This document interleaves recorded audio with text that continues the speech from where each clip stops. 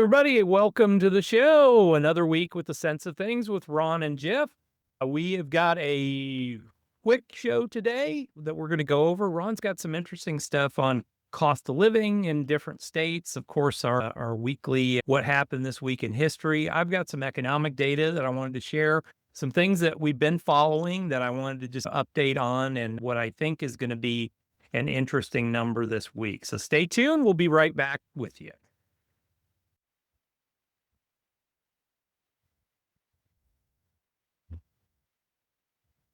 And how we Hey, everybody, welcome to the show. Ron, how are you, my friend? Good morning. Very well. I don't understand this market, but everybody's happy. Once again, I think What are you gonna do? it's predicated on they think things are gonna end up here pretty soon, and we'll see. I don't trust the Iranians to throw a stick at them, but we'll see what happens. Definitely not. All right. So here we go. This week in history, a couple of interesting things. Not a lot, but a couple of good ones. First thing, 824, Beethoven Symphony Number 9 debuts. Yes, Not the most Super. exciting thing, but I thought, all right, but whatever. it's cool. I didn't even know that. So yeah, Serial killer H.H. Dr. Holmes. H.H. Holmes, one of the first well-known serial killers, is hanged in Philadelphia, where all good things happen. That's a good thing that happened for sure. It's interesting. So I guess it's interesting that they hanged him in Philadelphia because he was from St. Louis.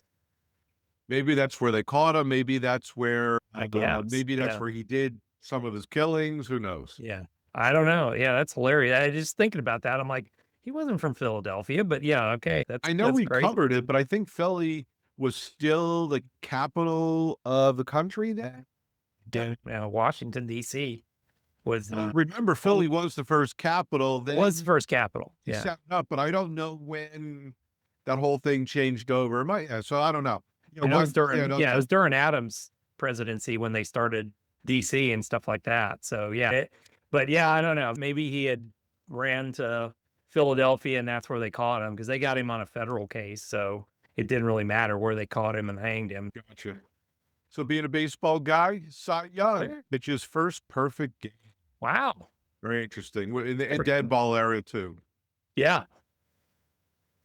1904, the U.S. officially acquires the Panama Canal and takes over construction.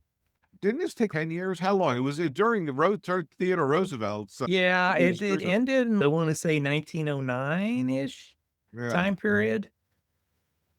Yeah. One of my favorite movies of all time with Cary Grant is Arsenic and Old Lace. That there's a whole thing about the Panama Canal in there. Hilarious movie. One of my favorite Halloween movies of all time. And I've been here. Now, I wasn't there during it, but Hindenburg disaster in Lakehurst, New Jersey. Oh, the humanity. Yes. It was very similar to the turkey drop during 1978, but what do you mean turkeys can't fly? Well, God is my witness. I thought they got a little too much girth. Yes. 1961, Alan Shepard becomes first American in space. Yep. Not the first human in space. Yep, we were just talking about it a couple of weeks ago. Yeah. The Right Stuff, and what another good watch that would be. That is awesome. Great flick. Great actors, great script, great everything. Another one of those movies where it's just this ensemble cast that is just really outstanding. And a lot of them weren't necessarily that well known at the time. No, Dennis Quaid, Ed Harris. I mean, they were great actors, but this literally vaulted their careers. Yeah. It's funny. I was watching something about, they're doing a thing on Fox News in the morning, this Route 66 thing, and they did The Outsider's House. It was one of the, in Tulsa, Oklahoma. They actually, I didn't realize they filmed most of the movie inside this house in Tulsa. And the guy from House of Pain, the lead singer from House of Pain, actually bought the house and created this Outsiders Museum. And then they were showing a picture of the cast, and it's holy crap. Every single one of these guys went on to an amazing, huge career. Interesting. Oh, The Outsiders is an amazing cast if you go back and look at But the other thing Yeah. too, bringing up Route 66, this year is the 100-year 100-year anniversary. anniversary. Yeah, that's why they were Good. doing it, is because it's There's a the couple of 100th things in anniversary. North Arizona that they're doing. I've got to look that up. I've got to check it Yeah. out. But I thought that was interesting. 100 The years. the game plan for this year actually was to go to Chicago and drive out to see you in Arizona, but I don't think it's going to happen in year 100. Come on, it's the 250th year of our nation. What the I hell? know, I know. I already did Philly for the 250. All right, 1963. If you're a Bond person, Dr. No debuts in theaters. It was a good kickoff to the Mm, franchise. Absolutely. And they did 3 films in 4 years. yeah, 3 films. They did Dr. No in 62. They did When Goldfinger. Russia Would Love in 64, Yep, 3, and they did Goldfinger in there. Goldfinger in 64. Yeah, yeah. They were a machine. Doctor No's not my favorite of those, Yeah. but I absolutely love Sean Connery as James Bond. He was the coolest of all the James Bonds of all time. But you know what? I like Roger Moore, but Sean Yeah, Connery, they definitely cast him correctly. yeah, yeah. He just made that part so well. A lot of things I always like Pierce Brosnan coming in because he has that same cool about him a little bit. And the last one, I think I was a big fan because he's a tough dude. But yeah, none of them have lived up to Sean Connery.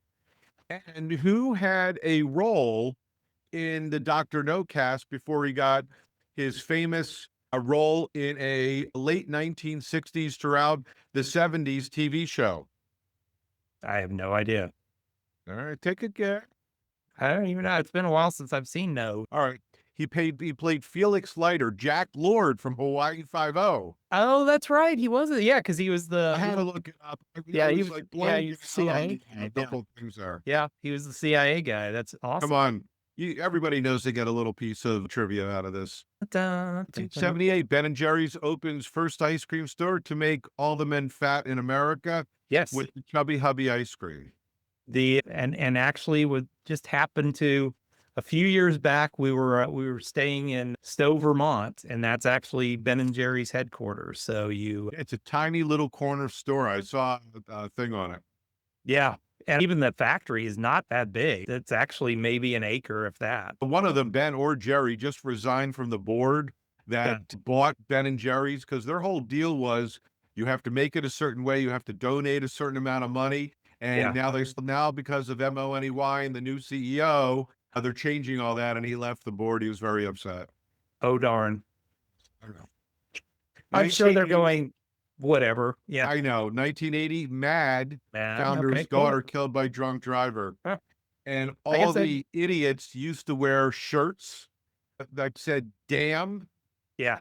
DAMM, which was Drunks Against Bad Mothers. If there's a will, there's a way to twist everything. Yes.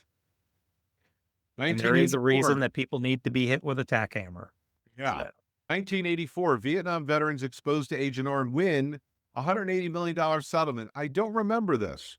And it was Yeah. 7 chemical companies that had to pay. I think Dow was the leader. There was a couple of other companies in there, but I thought only Dow did Agent Orange. I didn't know that there were others involved. yeah. It's one of those things. It's during wartime, they'll spill out that stuff so that they can get more production done in a short period of time. But yeah, I think Dow was the creator of it, though. Yeah. 2002, Spider-Man becomes first film to earn over $100 million in Huh. first weekend being released. Wow. Yeah, the first one was big. It was like the first Iron Man, the reboot of Batman. Though they did a really good job with those. Yeah, they did. And then they've now made 17 movies a year. Totally ever prostituted since. the franchises. Absolutely. All right, wealth migration. I thought this Yeah. was interesting. Another visual capitalist. It's when you look at this, I'm not sure why Alaska's 210 million. I think that might be because of the fires. But if you look at this, obviously this is a given here with California. Oh, no, it Amazing. isn't. I watched the debates with the governor candidate. I No, listened the to people one. aren't migrating out of the state. You're wrong. Yeah, Right. I saw something with Ro Khanna the other day. I don't know what you're talking about. My district's got all these people and all that. I'm like, yeah, everybody else that's rational has left. like I told you, since 2018-19, the top 6 most most populous metro cities. Yeah. Only Phoenix has population growth, and that's Yep. because of the migration from California. Yeah. Yeah. The greatest thing for Arizona is that California is just shedding people nonstop, and it's the closest stop as well as Nevada. Look, New York doesn't surprise me. No. California doesn't surprise me. I thought Connecticut would have been higher. They have some of the highest sales tax and property taxes in the nation. And Yep. many, remember, a lot of those hedge fund companies that were on the Gold Coast, they're outside of Manhattan, they were moving to Florida. Yeah. So I would have thought that would have been higher. Yeah. Looking at things this week, the mayor of New York, I think he's going to shed a pretty good sized company out of there after some of his hijinks this week. Yeah. Florida had the most gained, Yep. and Not a obviously surprise. California had the one. And here it is. It's 268,000 residents. That's how much they lost. And this is trying to see what year by 20. This is same was 20. So this is a couple of years 2023. old. Oh, Yeah, there was you've more got to mass figure in the last migration. 2 years they've shed even more, Yeah. a lot more. Yeah. And then my next one is the cost of living index. Why not kind of just coattail everything here? And I thought this was interesting. Anything that's in the orange to yellow section is the highest cost of living. And again, Okay. you look at it, where was the migration of wealth compared to Yep. the cost of living? California, New York, right? Even Florida is right in the middle. Arizona's a little bit higher. You're still Texas is pretty low. reasonable there. Yeah, So and that's interesting because cost of living here in Texas has gone up a lot. At least real estate costs now, they've peeled back from the heights of the pandemic, but yeah, it's a lot more expensive to live here, especially in the Austin area, than it was a few years ago. look, and we all know Hawaii is just high cost of living. You and the Yeah. missus want to move back to Massachusetts. I think that's the second highest on this chart. Yeah, I look at it as if you have enough money to live there, that's the fun part. When we're in that situation, we'll be good. All right, what do you got? All right, let's quickly jump through here. Let me get all this stuff up. So, a couple things that we've been watching for a while here have been new home sales. And of course, the federal government is still behind because of the government shutdown in the fall. So, we got February numbers and we have some March numbers, and they were basically the same. So, I just put one of them up. New home sales are picking up again. We saw a revision the previous month. This was up, I think, from 490 to 587. Now we're at 636. So actually it's looking good that we're starting to move in the right direction, at least on new home sales, I would existing home like to sales. see where that is in the country. Yeah, that's the thing. You got to kind of figure out, all right, where is it? And I still think it's between the coast somewhere because it sure as heck isn't California anytime soon because they've got multiple neighborhoods in LA that they could rebuild and they're just not able to build. So these poor people that had their houses burned down, they're still sitting on empty lots at this point. Yeah. One thing that I've been watching because of this whole issue in the Mideast, we produce a lot of oil. But what I've been watching really carefully here is the petroleum status report, because one thing I didn't understand about the stupidity of California is that basically they don't really import any oil from the United States or very minimal oil from the United States. They don't produce much anymore, but they get 90% of their oil from the Persian Gulf. So they've put themselves into a position where they're basically running out of oil with the blockade happening and all that. So I've been watching this because if this started to increase more, it was actually getting kind of ugly the previous week. If this starts to increase more, it may be that we can't necessarily help supply California. And they're already at $8 and $9 gas in some areas out there. Yeah. So Yeah, just but a third of not them is taxes. yeah, it's almost $2 of it are taxes, but still, they put themselves into a really bad position because they've shut down refineries. They don't want to import from the rest of the United States, so it's okay. You're not going to have any gas left. Sorry. Jobless claims floating around where they were. We saw a little bit of a drop in the prior week, but I think this is our normal is about 200K. So I think we're in really good shape. Here's the really interesting thing this week was ADP. So our ADP number, of course, that's only going to be private payrolls. It doesn't really give you the whole picture of the economy, but I love the That analysts. is a crazy range. Yeah, 40 to 140. They have no idea, so they Oh, just put darn. this thing. You can drive a truck through it. The consensus was 85,000. It came in at 109. So really good. We have an employment report on Friday, which it'd be interesting to see. We had a really good one last month. I have a feeling we're going to have a pretty dang good one this month too. And that is really it. There's not very much information for the week. The only thing coming up is employment situation on Friday and consumer sentiment. I don't think people really care at this point. Oh, they cover it. They cover. I think it's important. Actually, I just heard earnings this on the way into work today. McDonald's and Shake Shack. Yeah. Oh God. McDonald's Yeah. beat top and bottom line. Not that Yep. was difficult to do since they reduced their expectations. Yeah. And that's been up. Shake Shack was down 20, Got 30%. crushed. Yeah. Obviously, the difference is a $7 meal versus a $20 meal. Yeah. And indigestion, because I get indigestion from both. But they were talking, but both CEOs said consumer softening. And if they don't know, who knows? Obviously, Walmart is the big indicator there. But even Walmart, remember last year said their average customer coming in has a household income of 100,000. Yeah. People have traded down from the Targets of the world to Walmart. And I think Walmart's is included in that too. Yeah.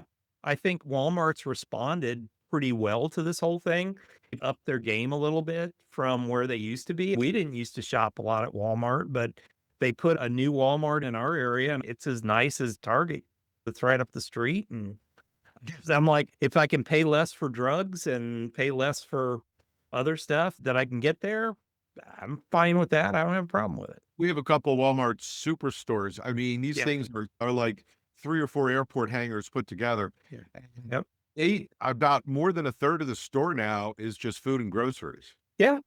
Yeah. That's what they've done. And I think they're doing it really successfully. So I think it's a place for both consumers. I think the low end consumer and the kind of middle end consumer. I don't think the really rich are not shopping at Walmart, but I think the middle class, I think they're looking at Walmart and saying, hey, they're trying to handle exactly what we need and what we want. And the stores are not trashy anymore like they used to be. Some of them are that you go to. We've got another one right up the street that I call Walmart in the Hood, but one is two different worlds. One is the Walmart superstore, which is really nice and clean and all that. And then the other one looks like the old Walmarts from the 1970s. So it's interesting to see what happens, but it's not considered a thrift store anymore. And just to give you an example, I don't know what the number is anymore, but I remember somebody that was very high up at Walmart. Our sons used to play baseball together. We used to chat during the games. And he said that Procter and Gamble has a second headquarters in Bentonville, Arkansas, because about 50% of their revenues. Procter & Gamble sales are through Walmart. Yeah. I don't know what the number is today. I'm going back a few years, but that's astounding. I remember when I was with Fidelity, I used to cover the University of Arkansas, and we were not allowed to fly into Bentonville because it was like 8 times the amount that it cost to fly into Tulsa. So we used to have to fly into Tulsa and then drive the 2 hours over to Bentonville to the university. It's different today. I don't know. I bet you it's still as high, and it's the worst airport. It's like this empty airport. There's never anything there. Nobody's ever there because they fly private jets in most cases for these big companies when they're coming to kowtow to Walmart. Yeah. But yeah, it was hilarious. We were flying out, I think, on a Saturday, and I think there may have been just the plane we were flying out on. There was it in the airport because there was like only one flight on Saturday because it's all during the week, and it was wildly expensive to fly in there. Gotcha. So, all right, well, folks. Thank you for joining us. As always, we will be back here next week once again, and we'll see. Maybe there'll be another ceasefire, or maybe the market will be up 8,000 points. And I think pretty soon we're probably going to do our half year, our picks for the market versus our forecast. and see who's changed their forecasts and all of our folks again. So we'll see you guys back here the next time.